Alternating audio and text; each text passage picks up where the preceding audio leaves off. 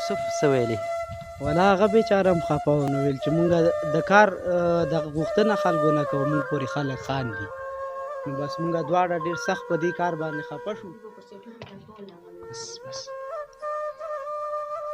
ډېر د افسوس خبره ده، هغه جوسان چې ما دیو ته ورکړي اوس کوي هغه هم تاسو خرڅ کړه؟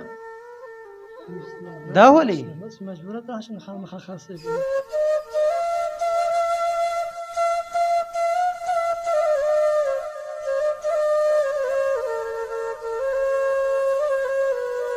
ورته ویلی وایي وایي تا خپله مزدوران دلته راځئ کار غواړئ پوه شوې، وایي تا موږ ته به څه کار راته وکړي تاسو وایي.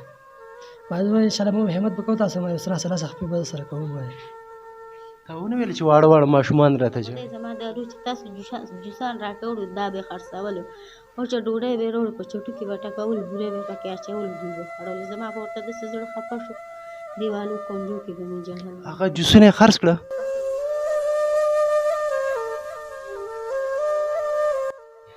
بس دې ځای نو مجبور یې چې مونږ لاړ شو بټۍ ته. او ته خو تازه عملیات دې کړی؟ مجبور یې چې په همدغه تازه عملیات کې هم زه بټۍ کې خښتې واچوم. اوس زه در سره څه کومک کوم؟ بس ډاکټر صاحب ستا د کور ودانې تا خو ما سره خپله مرسته کړې، عملیات دې راته وکړو، علاج دې زما وکړو، نور مې تا ته خوله نه جوړېږي.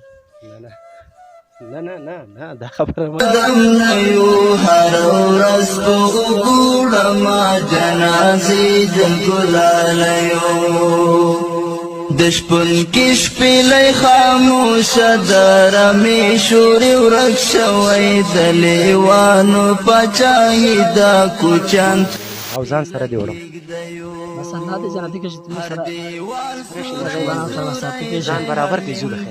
محراب شهید دی دلته هره ورځ باران وي د بمونو د مرمیو که وخت راغله یو چا به د هر شي پوښتنه وکړم د غمیو د لرګیو د پګړیو د سړیو آن په ما بدې شکې کړي بدګمانه بشي ګرانې نه یو هر ورځ په وګوړمه جنازې د ګلالیو د شپون کې شپېلی خاموشه ده رمې شورې ورک شوی د لیوانو پاچاهي دا کوچیان تښتي له کېږدیو هر دیوال سوری سوری دی هر منبر محراب شهید دی دلته هره ورځ باران وي د